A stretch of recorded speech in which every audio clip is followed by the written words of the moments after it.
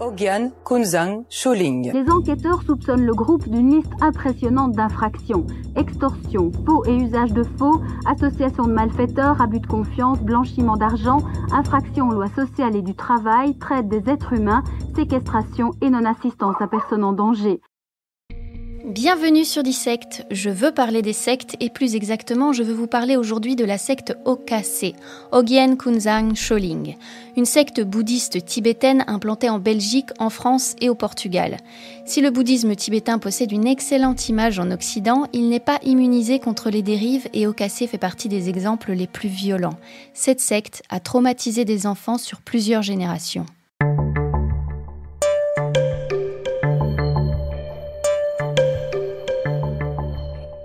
OKC a été créé en 1972 par Robert Spatz, un Belge qui se fait appeler Lama Kunzang Dorje. Lama non pas pour l'animal, mais c'est le titre qu'acquièrent les enseignants du bouddhisme tibétain. Et après un voyage en Inde, il ouvre, grâce à l'héritage de son père, plusieurs centres OKC d'enseignement bouddhiste dans le monde. Un centre en Belgique, un autre au Portugal et un dernier près de Castellane dans les gorges du Verdon. Il est l'une des premières personnes à exporter le bouddhisme tibétain en Occident. Au départ, OKC propose un mode de vie qui plaît à la jeunesse hippie dans les années 70, qui est souvent plus attirée par la vie en communauté que la pratique intensive du bouddhisme. Mais au fil du temps, la doctrine de Robert Spatz devient de plus en plus exigeante. Robert devient la figure centrale de la philosophie d'OKC. Il est censé être omniscient. Il pourrait même lire dans les pensées. Il se crée un personnage mythique qui est à la fois vénéré et craint par les adeptes. Si les textes étudiés au temple d'OKC sont bien issus du bouddhisme tibétain, les règles suivies sont celles établies par Robert. Le lama, c'est-à-dire Robert, décide de tout dans la vie de ses disciples. Il choisit leur lieu de vie, leurs activités, leur régime alimentaire et même leurs partenaires. Il séparait les couples. Il y avait des couples présents dans des fêtes. Il mettait telle femme avec un autre homme. Vraiment, il jouait avec les uns les autres. Les membres de la secte travaillent bénévolement dans les entreprises qui appartiennent à OKC en Belgique, en Espagne ou au Portugal. La secte possède notamment une entreprise de distribution de produits bio, des restaurants végétariens et des boutiques de produits bio à Bruxelles. En échange de leur travail, les adeptes sont logés, nourris et reçoivent un enseignement religieux. Quant à l'éducation des enfants, les parents sont encouragés à laisser leurs enfants seuls au château de Soleil près de Castellane. Selon Robert, les parents sont pleins de vices et donc pour préserver la pureté des enfants, ils doivent être séparés de leurs parents le plus jeune possible et au plus tard à l'âge de 5 ans. Cette séparation permet un endoctrinement total des enfants. Ils sont complètement isolés du monde extérieur, en pleine campagne. Ils n'ont pas de TV, pas de musique, pas de journaux. Et ils sont abandonnés entre les mains de Robert, le lama pervers et manipulateur. Des groupes d'enfants se succèdent au château pendant plusieurs décennies. Ils sont scolarisés dans cette école privée agréée afin de leur offrir une éducation bouddhiste dès le plus jeune âge. Les conditions de vie y sont extrêmement spartiates. Il fait froid, les enfants doivent se lever à 5 heures du matin pour prier. Ils doivent suivre énormément de rituels pour devenir des êtres purs. Les enfants passent plus de 6 heures par jour à prier, prosternés devant une photographie de Robert.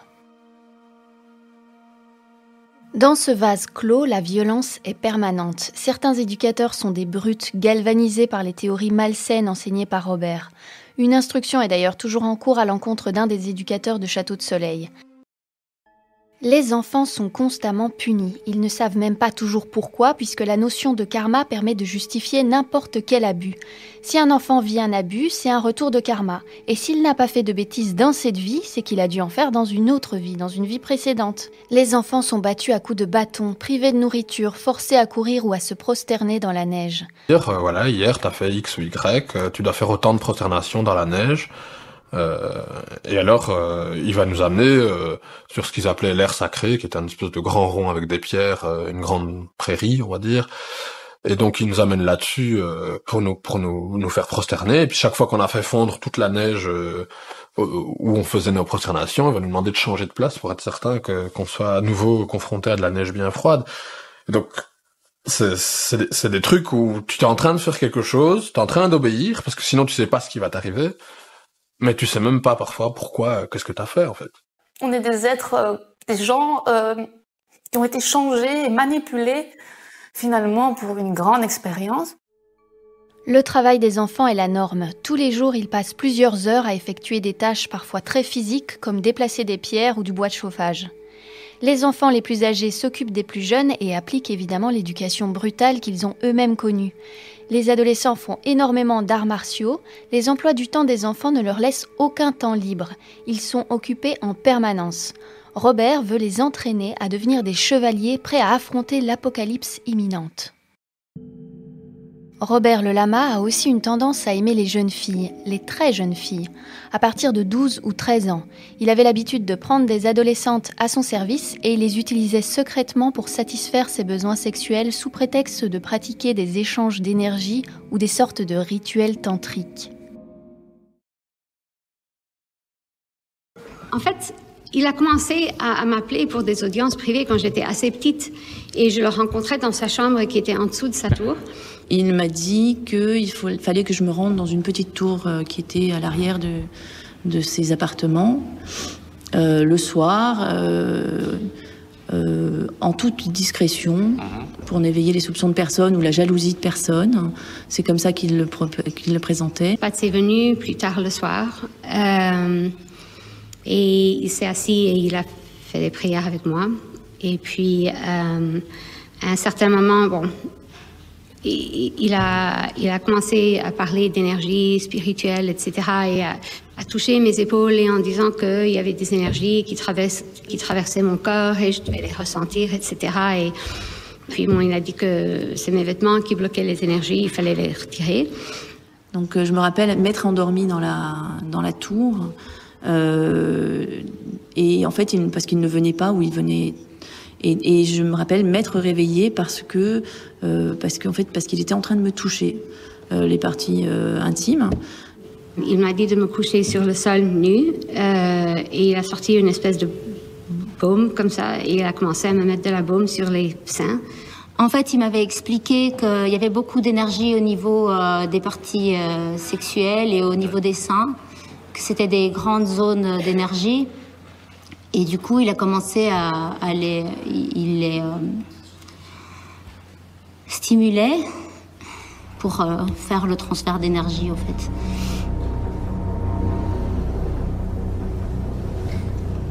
Spatz, lui, il a un éveil, donc il comprend tout, il est omniprésent, il sait ce qu'on pense, il sait ce qu'on vit, il connaît nos vies passées, notre bon karma, notre mauvais karma. Et donc, lui, il est très généreux parce qu'il peut aller vivre dans le nirvana, mais il a choisi de vivre sur Terre pour nous aider.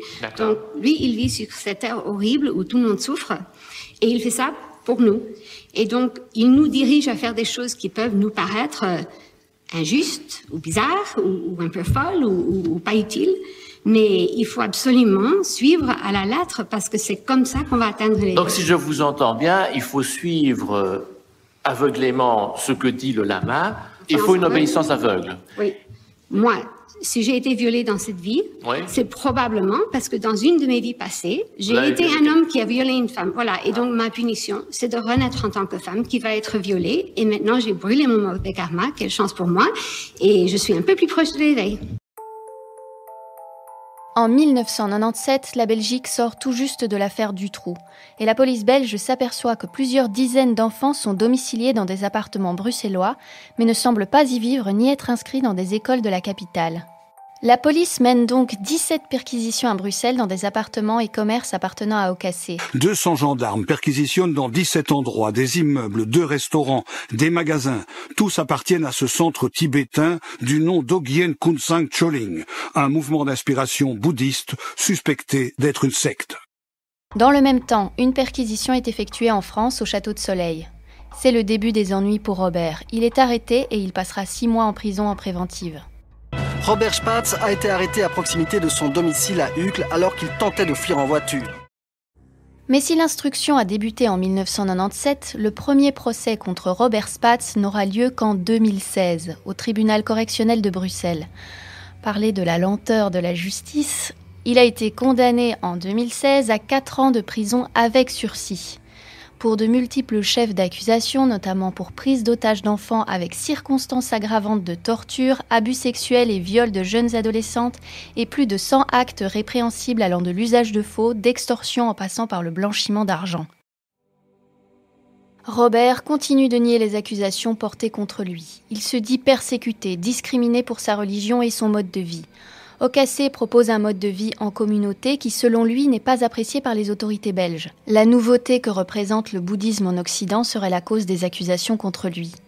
Le grand problème dans tout ce que nous vivons, c'est aussi la nouveauté.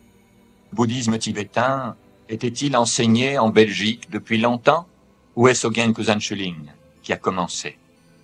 Les êtres n'aiment pas la nouveauté. Lorsque Galilée, après tant d'années d'incompréhension de notre système solaire, avait mentionné tout le contraire, en disant que c'était les planètes qui tournaient autour du Soleil. Mais cela ne se pouvait pas. Puisque le petit Jésus était né sur la planète Terre, il fallait donc que la Terre soit le centre de l'univers. Alors il a été torturé. L'histoire du monde est toute remplie d'événements similaires. Toutes les guerres, toutes ces querelles, toutes ces horreurs que les êtres humains vivent depuis des millénaires, c'est toujours la même raison. Un deuxième procès a lieu en 2020 à Liège. À cette époque, et c'est toujours le cas aujourd'hui, Robert est réfugié en Espagne. Il n'est pas venu à son procès parce qu'il aurait des problèmes de santé qui l'auraient empêché de faire le voyage. À l'issue de ce deuxième procès, il est condamné à 5 ans de prison avec sursis, et donc il n'est allé en prison que 6 mois en 1997. Outre l'aberrante lenteur et mollesse de la justice belge, les victimes d'Okase soulignent aussi le manque de soutien du bouddhisme tibétain à leur cause.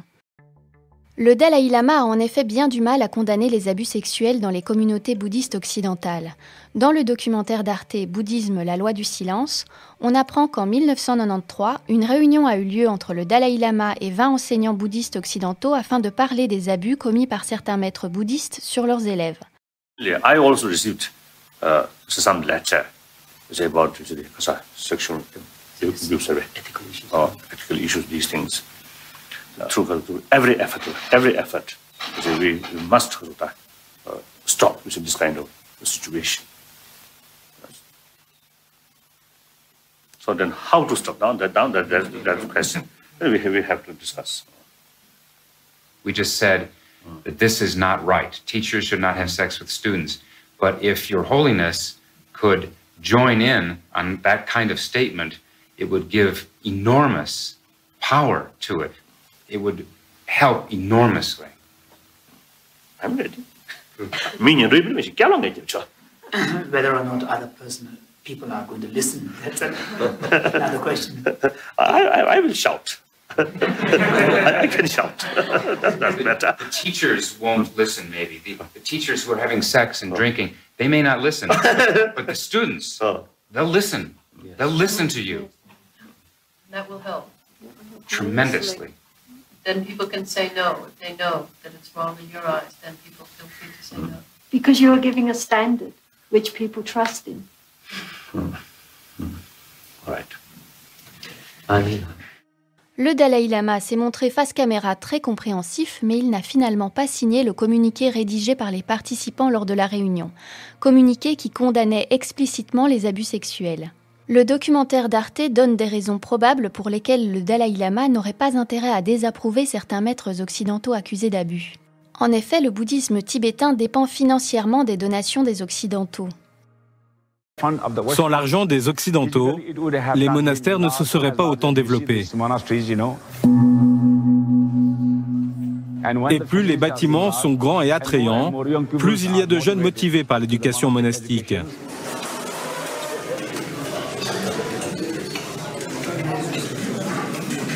Et quand les jeunes générations viennent, cela contribue à diffuser les enseignements bouddhistes. Pour nous, l'aide des Occidentaux a été cruciale. Dans le cas d'Okase, la communauté de Robert Spatz est directement rattachée au monastère tibétain de Sechen, près de Katmandou. Monastère où vit Mathieu Ricard, figure médiatique du bouddhisme tibétain en France et interprète francophone du Dalai Lama. Des relations haut placées donc, mais pas seulement. Il se trouve que le monastère de Sechen a bénéficié de dons à hauteur d'au moins $100 000 de la part d'Okase. Et oui, car Robert Spatz est extrêmement riche. Il a d'abord hérité par son père de biens immobiliers, il est propriétaire de nombreux immeubles à Bruxelles, de quelques entreprises où travaillent d'ailleurs bénévolement ses adeptes. Il a également l'habitude de capter les héritages de ses disciples. Il a donc accumulé une fortune considérable. Il vit actuellement dans une villa à plusieurs millions d'euros en Espagne. En France, une instruction contre Robert Spatz et Ocasek est en cours depuis 2021 suite à de nouvelles accusations d'agression sexuelle et de viol sur mineurs. Les victimes attendent toujours une réponse adéquate de la justice. Et finalement, en 2023, après plus de 2 décennies à soutenir Ocasek malgré les connaissances des abus, l'administration centrale tibétaine a pris timidement position vis-à-vis d'Ocasek.